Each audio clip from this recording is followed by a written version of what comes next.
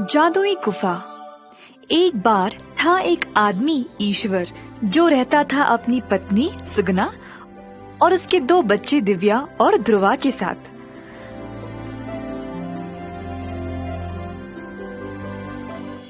उसका काम था गुप्त जगहों को ढूंढना और उनकी खासियत के बारे में जांच करना।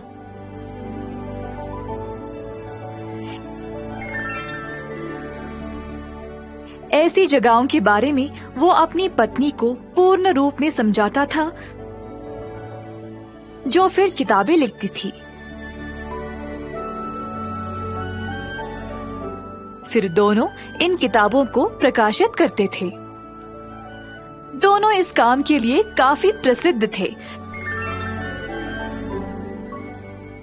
सबको इनके बारे में पता था और उनको अपने काम के लिए कई पुरस्कार और इनाम भी मिले हैं। हर कोई इनकी और इनके परिवार की इज्जत करता था। एक बार ईश्वर पुस्तकालय में कुछ किताबें पढ़ रहा था, जिसमें से उसको एक गुप्त जादुई गुफा के बारे में पता चला जो उसी के गांव में था। ईश्वर इस जगह का पता लगाने के लिए बेचैन हो गया और बिना समय व्यर्थ किए घर गया अपनी पत्नी को इस बारे में बताने के लिए। सुगना, सुगना, ओ कहाँ हो? जरा इधर आओ। क्या हुआ? इतने बेचैन क्यों हो? बेचैन नहीं, मैं बहुत खुश हूँ क्योंकि मुझे एक जगह के बारे में पता चल गया। तुम सुनोगी तो तुम भी खुश हो जाओगी। सच? अब जरा मुझे बता भी दो। ईश्वर के हाथ में जो किताब था उसने खोला और अपनी पत्नी को उस जादुई गुफा का चित्र दिखाया। देखा तुमने? जादुई गुफा। मैंने आज तक बहुत सारी जगहों को ढूंढ निकाला है, पर ये जादुई गुफा तो हमारे ही गांव में है। हमारे ही गांव में? ये गुप्त जगह? इस गुफा में खास क्या है? ईश्वर फिर सुगना को जादुई गुफा के बारे में बोलने लगा, तो सुगना वो सब सुनकर डर गई। उसने अपने पति को वहाँ पर जाने से मना किया। आज तक हमने जो कुछ पाया है, जो भी नाम कमाया है, सब कुछ अधूरा है। मैं कब से ऐसे मौके का इंतजार कर रहा हूँ। मैं इसको ऐसे ही जाने नहीं दे सकता। सुगना को लगा कि अब उसके पास कोई और रास्ता नहीं है, तो उसने अपने पति को मजबूरन जाने दिया। ईश्वर फिर जादुई गुफा की ओर चल निकला।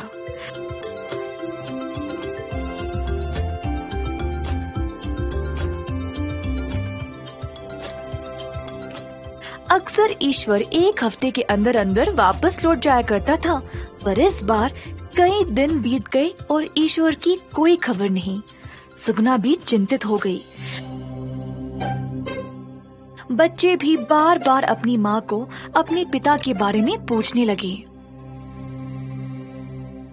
इसी तरह 2 साल बीत गए और बच्चे भी बड़े हो गए। जब भी दिव्या और ध्रुवा बाहर खेलने जाते, तब बाकी के लोग दोनों को ताने मारते थे कि हाय, तुम्हारे पिताजी गए कहाँ? कब आएंगे? अरे आएंगे भी कि या नहीं? माँ, क्या पापा कभी वापस नहीं आएंगे? हमारे सारे दोस्त हमें ऐसे सवाल क्यों पूछते हैं? सुगना को समझ नहीं आया कि वह इनको क्या बोले, तो उसने अंत में बच्चों को सारी सच्चाई बता दी ताकि वह भी समझ पाए। सारी कहानी सुनाते सुनाते सुगना बहुत निराश हो गई, तो उसने जल्दी से बच्चों को सुला दिया। बच्चों ने माँ को दिलासा दिया कि वह चिंता ना करे और एक परी माँ आकर उनकी मदद जरूर करेगी।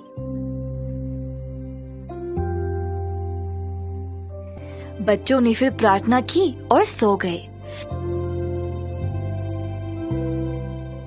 जब बच्चे गहरी नींद में सो रहे थे, तब सच में एक परी देवी माँ प्रकट हुई और उनको उस जादुई गुफा पर ले गई। अचानक से बच्चे जाग गए। नींद भरी आंखें जब खोली तो बच्चे पहले घबरा गए, पर जब ध्रुवा ने गुफा को देखा तब उसे याद आया कि उसकी माँ ने इस गुफा का चित्र उसको किताब में दिखाया था। अरे ये तो वही जादुई गुफा है जिसके बारे में माँ ने बोला था। चलो हम अंदर चलकर पापा को ढूंढते हैं। पर हमको अंदर का रास्ता नहीं पता ना, तो जाएंगे कैसे? उसी समय परी देवी माँ ने अपने आप को एक साधारण इंसान के रूप में बदला और उनके सामने आई। हे बच्चों, कितने प्यारे हो तुम लोग। मुझे पता है तुमको क्या चाहिए। चलो मैं तुम दोनों को गुफा के अंदर का रास्ता दिखाऊंगी। आपका बहुत बहुत शुक्रिया। हमको हमारे पापा को ढूंढना है। आप हमारी मदद कर सकते हो ना? परी ने फिर दोनों बच्चों को गुफा के अंदर लिया, जहाँ सिर्फ अंधेरा ही अंधेरा था, पर कहीं दूर कुछ रोशनी दिखाई दे रही थी। उन्होंने इस रोशनी का पीछा किया। रोशनी गुफा के बाहर काफी दूर तक पहुंच गई और फिर बच्चों ने खुद को एक सुंदर जगह पर पाया। वहां पर था नीला आसमान, बहुत सारी हरियाली और साफ झील जो बाजू में बह रही थी। बच्चे खुशी से कूदने लगे। इतनी बड़ी जगह में हम पापा को कैसे ढूंढेंगे? इन फूलों पे जो तितलियां है ना, वही हमको रास्ता दिखाएंगे।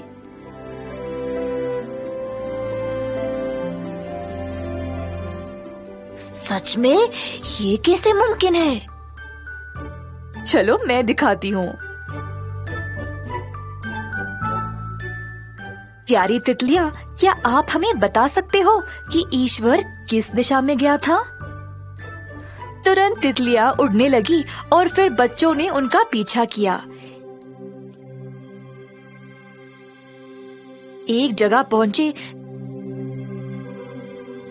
जहां पर बहुत सारे पेड़ थे और फिर तितलियां गायब हो गई। ये तितलियां कहाँ गई? इसका मतलब हम उस जगह पहुंच गए जहां पर तुम्हारे पापा हैं। लेकिन इतने घने जंगल में हम पापा को कैसे ढूंढेंगे? जमीन पे इन पत्तों को देख रहे हो? जो भी इस पे चलता है उसका निशान बन जाता है।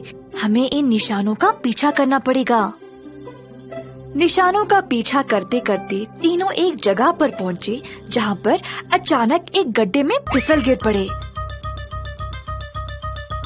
वहां पर बहुत सारे लताएं और पौधे थे। इन लताओं में फंसा हुआ था ईश्वर। बच्चे अपने पिताजी को देखकर बहुत खुश हो गए। जल्दी जल्दी बच्चे लताओं को उखाड़ने लगे उनको छुड़वाने के लिए।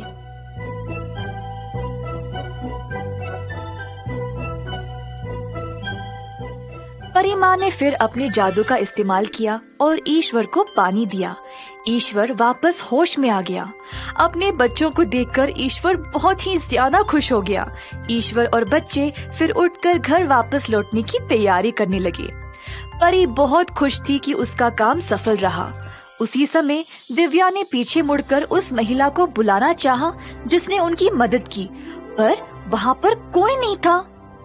हे, वो महिला गई कहाँ जिसने हमारी मदद की थी? गायब हो गई अचानक से। हाँ, मुझे भी नजर नहीं आ रही। तुम्हें याद है हमने सोने से पहले परी देवी माँ के लिए प्रार्थना की थी? शायद वही थी। उनके बिना हम पापा को कभी ढूंढ ही नहीं पाते। थैंक यू परी माँ।